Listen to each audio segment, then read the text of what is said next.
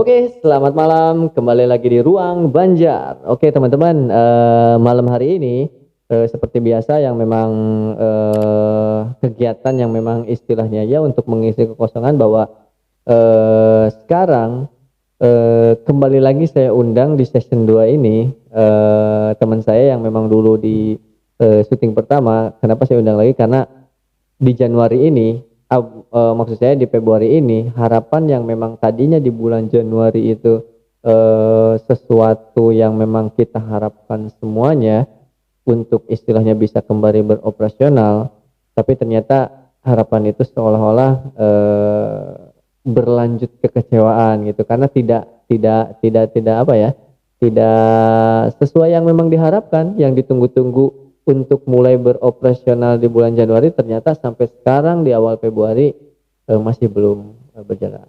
Oke, bintang tamunya siapa? Yaitu Maman Karman. Oke, kembali lagi ya. Man, sehat Man? Alhamdulillah. Gimana followers naik Kak? Enggak. Oh enggak, belum. Oke ya, teman-teman saya panggil Maman ini, kalau kemarin di bidang istilahnya apa, wirausahanya bahwa, kalau misalkan memang kita nggak ada peluang untuk istilahnya di, pekerjaan kita yang utama ya kita, buka peluang untuk, gimana caranya berwirausaha seperti itu ya. Nah sekarang saya akan bahas, kebalikan dari sosok kemarin yaitu, sebagai sosok, salah satu, guru ya, salah satu guru di SMK Hikmah Banjar. SMK Hikmah Banjar ya. Nah, saya bakalan nanya-nanya, background Maman sebagai, guru sekarang, kalau kemarin backgroundnya sebagai wirausahawan muda, kalau sekarang sebagai guru karena, pekerjaan beliau yang utamanya adalah guru, gitu ya seperti itu. Oke, Man, udah Februari aja nih, Iya. udah Februari gitu kan yang memang dulu, apa namanya tuh, harapan kita bersama bahwa di bulan Januari itu sekolah itu udah mulai beroperasional ya ataupun istilahnya kita udah mulai kembali bertatap muka dan sebagainya, tapi ternyata harapan itu seolah-olah, menjadi kecewa lagi gitu karena nggak jadi. Pendapat teman seperti apa hal menanggapi hal ini ya? Menanggapi hal ini sebenarnya ya terus terang aja mungkin bahwa sekolah itu memang butuh tatap muka. Karena tatap muka itu sangat penting bagi siswa karena cara belajar yang benar itu kita adanya di praktek ya, adanya di praktek apalagi kebetulan mungkin khususnya SMK. SMK itu identiknya dengan praktek ya. Beda lagi kalau misalkan SMA kayak gitu. Sangat berat ya bagi saya bagi sekolah SMK kalau misalkan pembelajarannya daring ya. Pembelajaran daring itu sangat gimana ya? Di sisi lain tidak optimalnya karena mungkin ada siswa yang tidak mempunyai handphone atau tidak mempunyai kuota dan sebagainya. Di segi pengetahuan pun itu sangat gimana ya? Yang dibutuhkan siswa itu budi pekertinya, bukan hanya sekedar ilmunya, gitu kan? Kalau misalkan mencari ilmu di Google pun banyak, ya. Bahkan guru dibanding Google mungkin lebih pintar Google, ya. Dan oleh karena itu mungkin proses tatap muka untuk melakukan praktek ini sangat penting kayak gitu. Oke. Nah, berarti kan, kalau misalkan seperti itu, saya tadi garis bawahi ya bahwa memang tujuan belajar itu bukan cuma cari ilmu. Bukan cari ilmu, tapi ya. cari budi pekerti juga. Budi pekerti yang paling penting. Nah, itu memang Ya. emang jujur sih, emang, seperti yang dulu pernah kita bahas ya bahwa segala sesuatunya memang nggak cukup dengan teori gitu kan, tapi butuh dengan praktek juga. Kemudian apa yang memang jadi tujuan utamanya kita sekolah itu sebenarnya lebih ke pendidikan, apa ya istilahnya, lebih sosialnya seperti apa, Sosialnya, ya. benar kan? Apalagi istilahnya untuk usia-usia muda lah ya, Iya. tingkat dasar, kemudian istilahnya tingkat menengah dan sebagainya. Ya soalnya kalau misalkan memang untuk belajar bersosialisasi ataupun istilahnya lebih ke psikologis seperti itu, ya memang kalau daring kayaknya aneh aja gitu Iya, ya. jadi karakternya tuh nggak kena. Iya, Benar. karakternya nggak kena karena kondisinya memang sosialisasinya kurang, ya. Karakternya mungkin akan jauh lebih beda dengan siswa yang bertatap muka kayak gitu. Jadi tapi untuk sampai sekarang nih udah mulai dari Februari dari istilahnya pemerintahnya sendiri memang sangat-sangat memang enggak ini ya, enggak istilahnya enggak diperbolehkan banget gitu Iya, untuk nggak diperbolehkan banget. Ya. oh gitu ya. Memang sulit sih kalau urusannya sama ini ya, memang Iya, perintahnya dari pemerintah gitu kan iya. ya susah kita untuk ini. Dan ini sudah gimana ya? Sebenarnya ini masuknya ke ambiguity dulu yang ke Mm-mm. buka, di mana akan ada aturan yang tidak jelas dan ini kejadian pada saat ini. Mungkin serangan buka itu terasa sekarang ya. Ini sebenarnya corona ini puncaknya revolusi 4.0 ya, Ya. 4.0, di mana mesin-mesin sudah masuk ke Indonesia ya. Kebetulan itu di eranya Pak Jokowi ya. Oke, berarti untuk sekarang yang memang terjadi saat ini prosesnya itu apakah memang masih tetap dilanjutkan untuk daring atau memang ada sedikit kelonggaran atau seperti apa? Untuk kondisi sekarang sebenarnya masih kondisinya masih pembelajaran daring ya, karena mungkin karena aturan yang tadi, aturan dari pemerintah. Dan sebenarnya eh, kondisi seperti ini sangat menghambat sekali bagi gurunya, baik siswanya, untuk kreativitasnya itu sangat terganggu kalau misalkan pembelajaran daring. Nah, tapi kan ada salah satu ide ya, nggak tahu ide itu istilahnya yang pernah saya lihat ada juga di salah satu sekolah yang memang gurunya yang nyamperin ke rumah gitu. Ke rumah. Itu sebenarnya bener nggak sih adanya kalau yang istilahnya yang guru nyamperin ke rumah kayak gitu? Kalau lihat di media mungkin banyak yang seperti itu Aha, ya.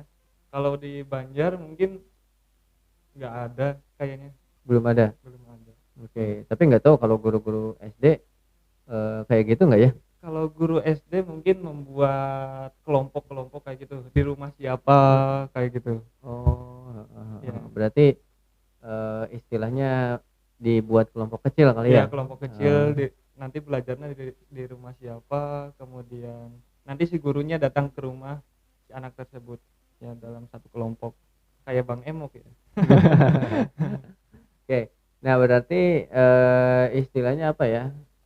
Berarti sekarang apa namanya tuh memang prosesnya hampir sama aja berarti kayak di 2020 belum ada perubahan ya. Belum ada perubahan. Oke, berarti ya suka nggak suka harapan kita untuk kembali bersekolah tetap muka di Januari ini kembali harus bersabar. Ditunda dulu Ditunda ya. lagi ya, istilahnya itulah setiap kejadian yang memang apa kita rencanakan belum tentu bisa kejadian.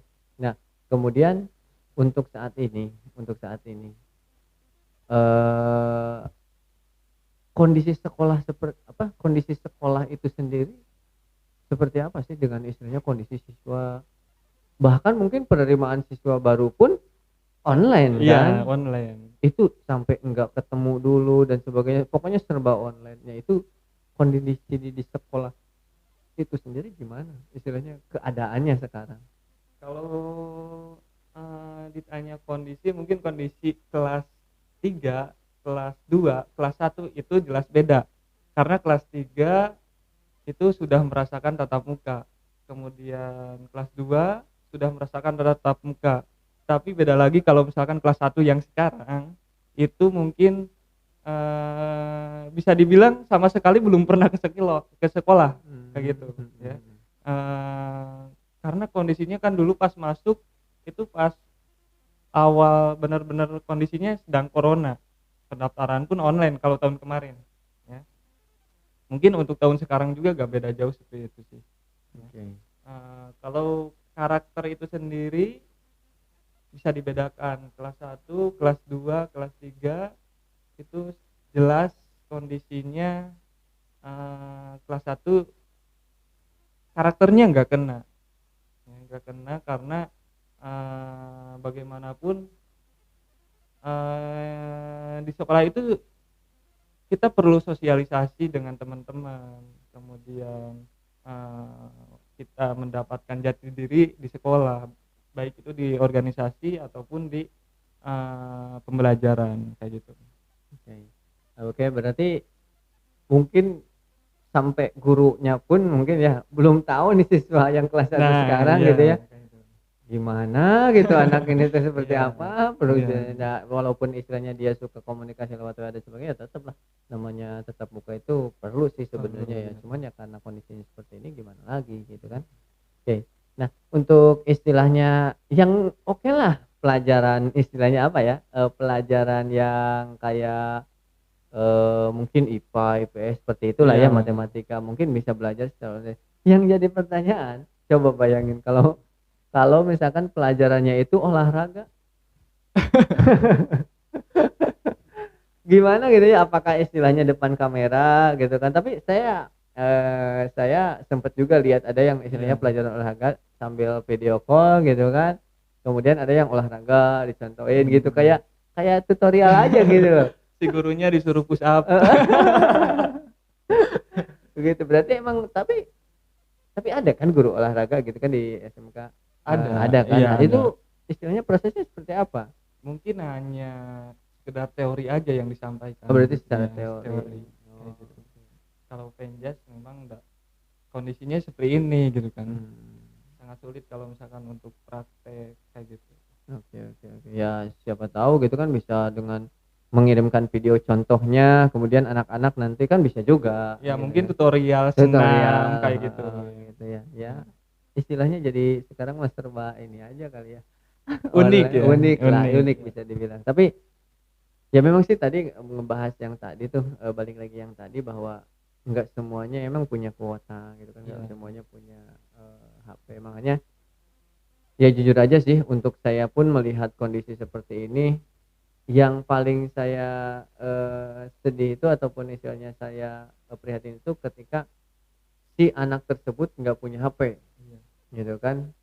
Ataupun punya HP tapi nggak punya kuota. Oke lah kalau nggak punya HP, nggak punya kuota, nggak punya HP tapi nggak punya kuota masih bisa gampang lah ya Iya. istilahnya. Tapi kalau yang nggak punya HP, nah itu yang mungkin kadang-kadang secara psikis juga anak tersebut mungkin ngerasa minder dan sebagainya gitu kan. Ya gitu tuh dilema sih sebenarnya, gitu.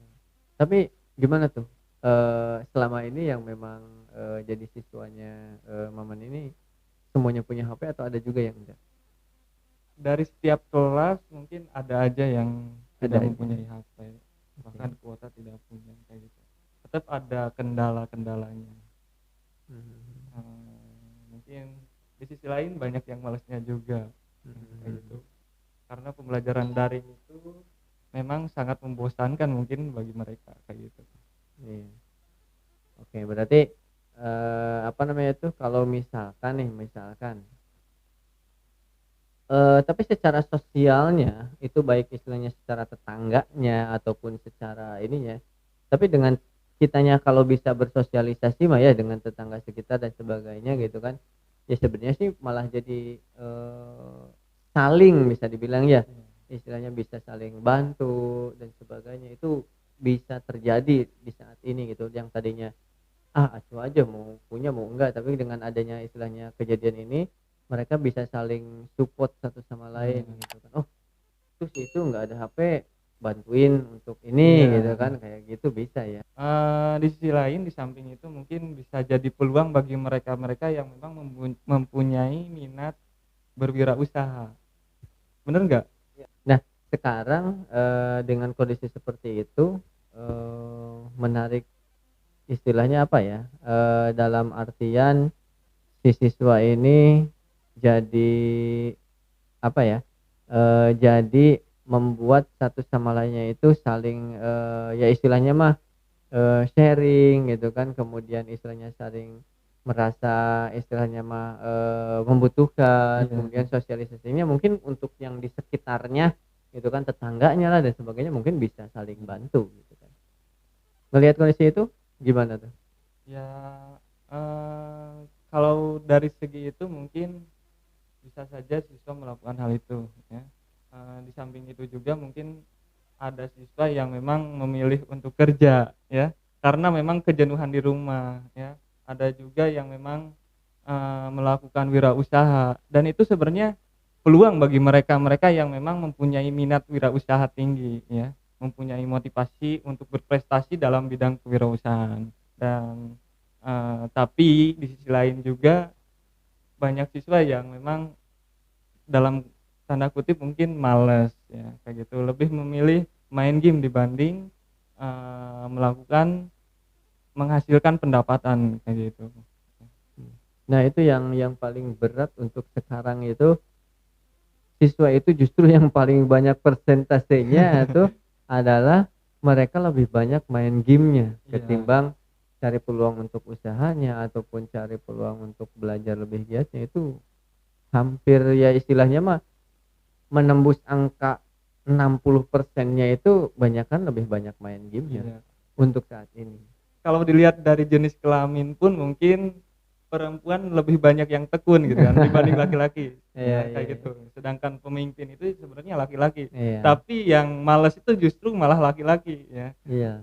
Dan itu mungkin yang saya rasakan itu memang seperti itu ya, laki-laki lebih banyak yang malas kayak gitu. Iya ya Jadi benar. gimana nanti masa depan pemuda kita kalau misalkan para pemimpinnya aja malas-malesan ya. Iya benar. Jadi emang yang jadi PR sampai sekarang itu ya gimana caranya, ya mungkin untuk dirubah susah banget lah untuk saat ini Iya, ya. Gimana caranya, ya mungkin balik lagi dari gimana di rumahnya sih sebenarnya, kepedulian orang tuanya terhadap anaknya, bahwa ya masukin psikologis untuk ya HP itu boleh, tapi untuk hal yang positif gitu. Kalau game boleh sebenarnya tapi diatur waktu lah.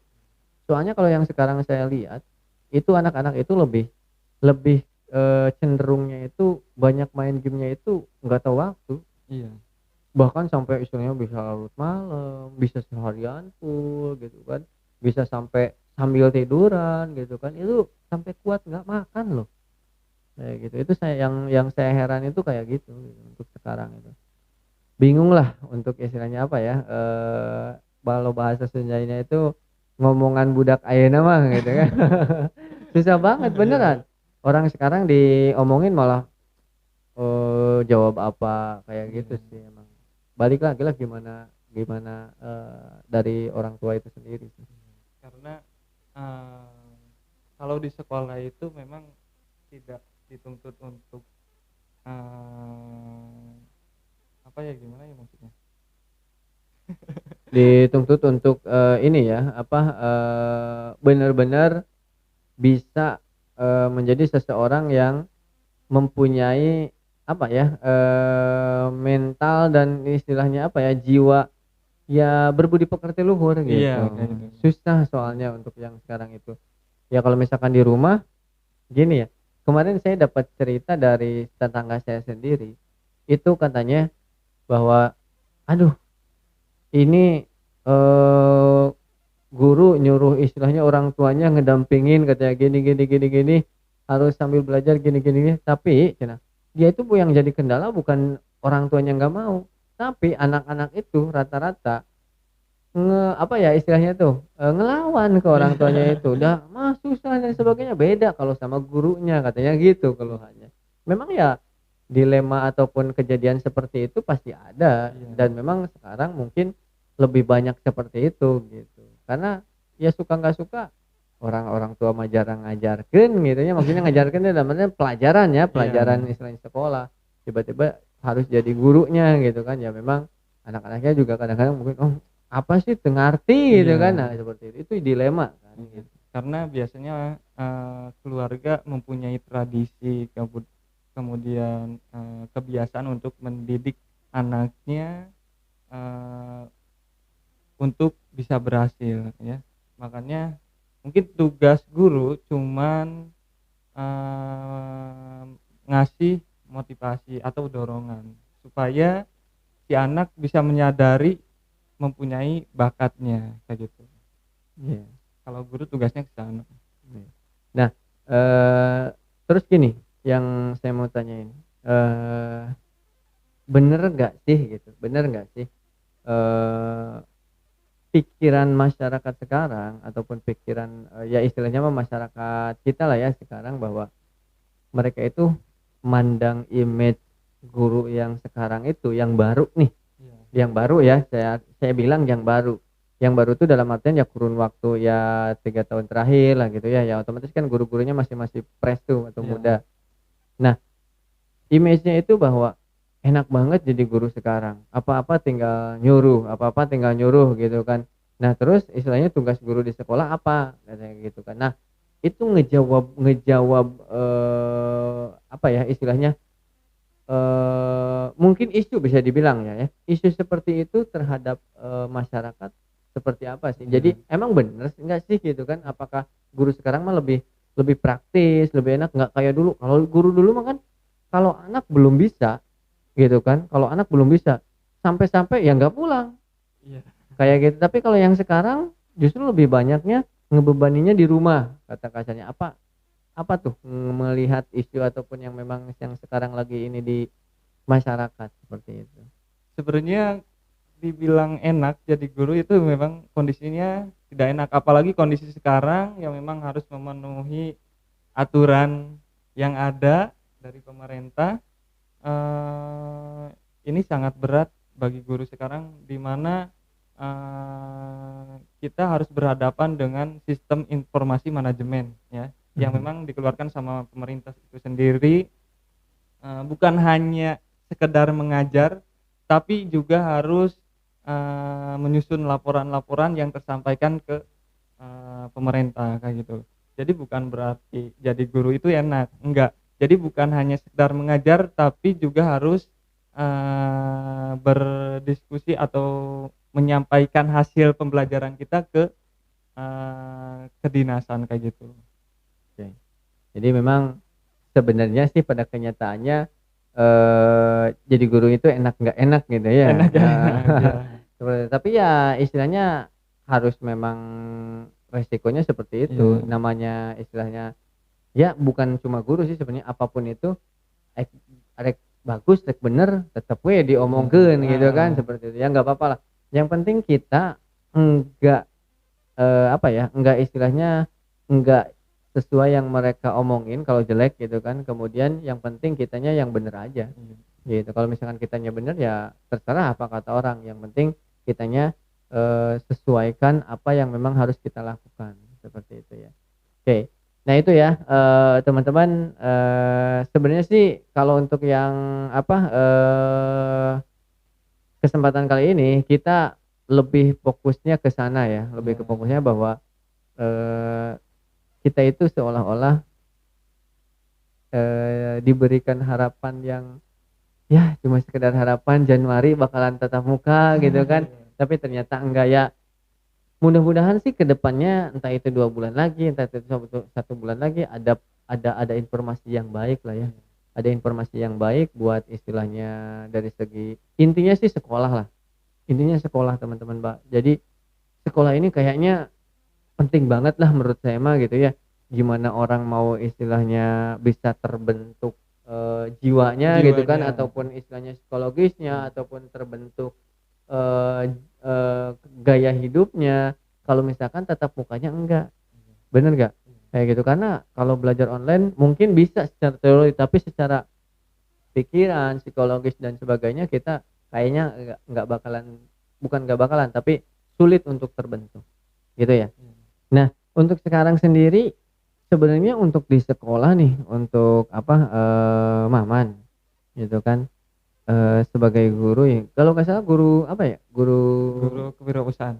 oh kewirausahaan. Kewirausahaan. Oh, pantesan aja dia berwirausaha muda gitu ya. Iya. Berarti guru kewirausahaan. Sebagai guru kewirausahaan apa aja sih yang dilakuin kalau misalkan di sekolah? Apalagi sekarang loh. Sekarang ini kan istilahnya masa pandemi yang namanya kewirausahaan mungkin ada prakteknya juga dong. Iya. Nah, itu kegiatannya apa aja? Kemudian nanganin hal yang sekarang kita lagi hadapin ini seperti apa? Mungkin untuk tugas guru kewirausahaan itu dalam aturannya pun untuk meningkatkan minat kewirausahaan untuk siswa itu sendiri ya. Dan dengan kondisi seperti ini mungkin saya sendiri menekankan pada siswa untuk terus expose kegiatan apapun itu, coba untuk eksposkan diri di media sosial karena kondisinya seperti ini kayak gitu. Apapun yang menjadi karya kita, apapun kegiatan kita, coba expose. Siapa tahu produk yang kita buat itu bisa laku ya. Bisa saja mungkin cara paling mudah nih ya dalam berwirausaha di era sekarang itu expose yang ada di sekitar kita. Contoh aja mungkin kita memanfaatkan aplikasi Shopee kayak gitu. Aplikasi Shopee kita berjualan apa aja yang ada di sekitar kita. Misalkan di sekitar kita ada produk ala kampung kayak gitu. Ala kampung tuh misalkan ada kunyit, kemudian ada jahe, kemudian ada singkong, kemudian ubi kayak gitu. Dan itu bisa jadi peluang bagi mereka para siswa kalau misalkan kita berani berekposnya ya. Kalau misalkan udah diekspos mungkin di Jakarta sangat membutuhkan tuh ubi kan kayak gitu. Singkong sangat dibutuhkan di Jakarta misalkan kayak gitu. Karena orang Jakarta mungkin ke pasarnya malas karena kondisinya seperti ini ya. Dan dari sana mungkin saya menekankan ke para siswa coba ekspos kayak gitu ya. Ekspos, berani ekspos karena bagaimanapun peluang itu akan datang ketika kita berani bergerak kayak gitu. Oke, berarti intinya untuk di zaman sekarang dan di era sekarang dan di masa sekarang mungkin harus lebih banyak belajar untuk online kali ya. Iya. Gitu. Istilahnya online dalam artian berwirausaha Iya. pun online gitu ya. Manfaatkan media sosial kayak gitu. Benar. Jadi apa namanya tuh? Kalau misalkan untuk apapun yang memang kita bisa jual dalam artian entah itu dagangan, entah itu jasa kita, entah itu ke apa ya, keahlian keterampilan kita, ya kita manfaatkan media sosial. Dan emang bener sih nyatanya maksud kenyataan bahwa zaman sekarang emang zamannya media sosial. Iya. Apapun itu ya harus masuk ke media sosial.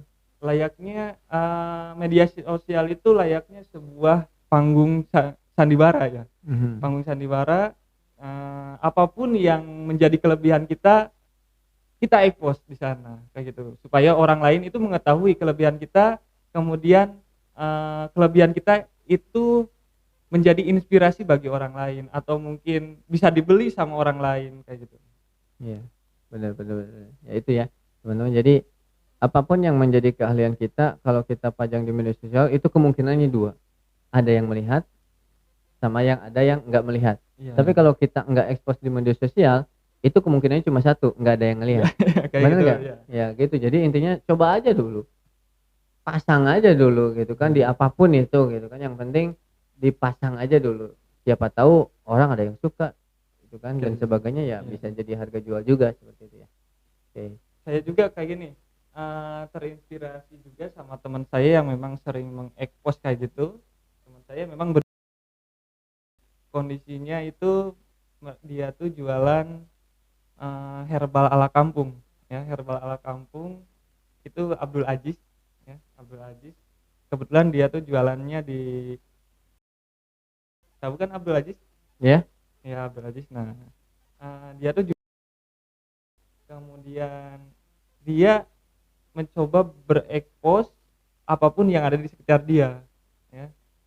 Dia ketemu kunyit, foto lalu upload, kemudian ketemu jahe, foto masukkan, kemudian ketemu gula, foto.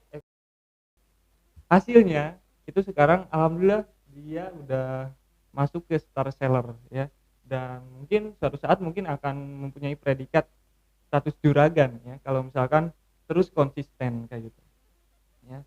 Karena karakter wirausaha itu sebenarnya harus coba dulu, harus Hmm. coba dulu. Jangan cuman teori aja.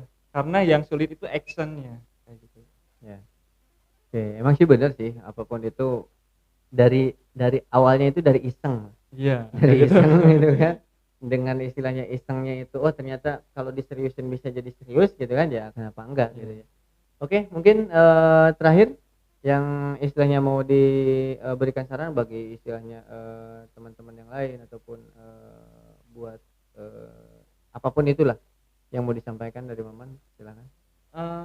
Untuk memulai sebuah wirausaha sebenarnya ada beberapa hal yang memang harus dipersiapkan, bukan hanya sekedar memulainya aja, tapi persiapkan juga indikator-indikatornya ya. Ada 5 indikator yang memang harus dipersiapkan bagi teman-teman yang memang mau berwirausaha ya.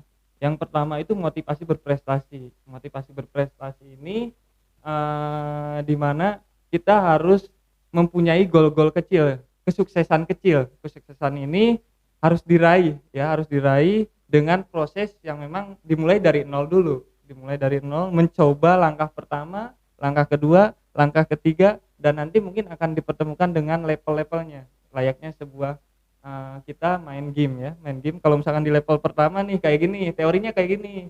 Kemudian kalau misalkan di level 2 teorinya kayak gini.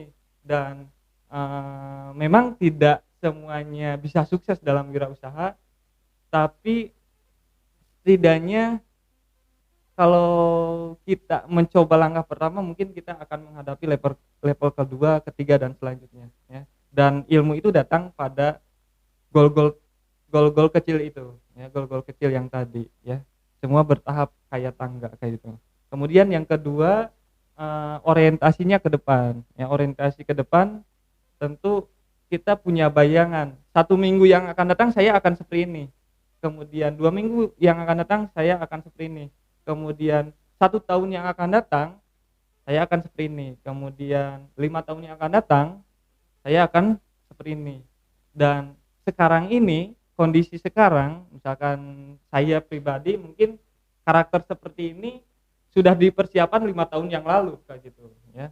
Itu mungkin orientasinya ke depan, pemikirannya ke depan ya. Kemudian yang harus dipersiapkan juga, kemudian yang ketiga yang harus dipersiapkan itu leadership. Leadership itu kepemimpinan, dan ini penting bagi siswa untuk mempunyai sifat kepemimpinan. Kepemimpinan ini memang adanya kalau di sekolah itu di organisasi ya, bagaimana cara menyusun tim, kemudian cara mengatur bawahan, kemudian bagaimana kita berhadapan dengan atasan, itu adanya di organisasi. Dan wirausaha sangat membutuhkan seperti itu ya, karakternya. Kemudian yang keempat, jaringan. Nah mungkin jaringan di sini sangat diperlukan bagi orang-orang yang memang berminat untuk berwirausaha, karena peluang itu datang dari lingkungan sekitar. Siapa teman kita, siapa keluarga kita, kemudian dengan siapa kita berteman kayak gitu. Karena peluang itu akan datang dari mereka. Jaringan usahanya harus terbentuk. Kalau di era sekarang itu jaringan itu sangat penting. Kalau di media sosial itu bisa dibilang follower juga penting ya. Ya, follower juga penting untuk mempengaruhi proses penjualan kita, marketing kita kayak gitu ya. Dan follower sekarang atau teman di media sosial kita sekarang itu jadi jaringan usaha kita. Kemudian yang kelima, tanggap terhadap perubahan ya. Tanggap terhadap perubahan itu kita harus benar-benar siap berkreasi, kemudian kreatif, kemudian inovatif, kemudian siap berhadap dengan saingan, berani mengambil resiko, dan itu benar-benar harus dipersiapkan ya. Dari 5 indikator ini tadi yang pertama motivasi berprestasi, kemudian yang kedua orientasinya ke depan, kemudian leadership ya, kepemimpinan, kemudian yang keempat jaringan usaha, kemudian yang kelima tanggap terhadap perubahan. Itu sangat penting bagi teman-teman yang memang berminat untuk berwirausaha kayak gitu. Oke. Nah, itu ya benar-benar istilahnya salah satu trik kita untuk berwirausaha lah ya. Ada 5 indikator tersebut, itu jadi istilahnya benar-benar pedoman buat teman-teman bahwa segala sesuatunya kalau ada ilmunya, benar nggak? Iya. Pasti bakalan istilahnya berbeda lah hasilnya dengan yang tanpa ilmu. Benar nggak seperti itu? Jadi teman-teman, apapun itu yang saya garis bawahi adalah ketika kita akan memulai sesuatu, kalau kita ada ilmunya, itu bakalan insya Allah bakalan berjalan dengan lancar lah ya, Lancar. sesuai harapan. Nah, tapi kalau misalkan kita menjalankan sesuatu tanpa adanya ilmu, itu istilahnya bakalan ya nggak tahu hasilnya bakalan seperti Iya, apa kayak gitu gitu. kan, seperti itu. Oke, luar biasa. Maman udah mampir lagi ke sini, bisa luangin waktu lagi ke sini untuk kita ngobrol lagi tentang ya istilahnya harapan yang memang belum tersampaikan gitu kan di Nah, bulan Januari kemarin. Ya mudah-mudahan aja kita ada kabar baik di sebulan ke depan atau 2 bulan ke depan seperti itu ya. Oke, terima kasih banyak teman-teman. Itu aja yang dapat kita sharingkan untuk session kali ini. Semoga aja bermanfaat. Kemudian tetap jaga jarak ya, kemudian mencuci tangan, kemudian menghindari kerumunan ya, seperti itu. Intinya patuhi protokol kesehatan. Oke, terima kasih. Selamat malam. Tetap dibuka peluang ruang banyak. Oke, terima kasih banyak.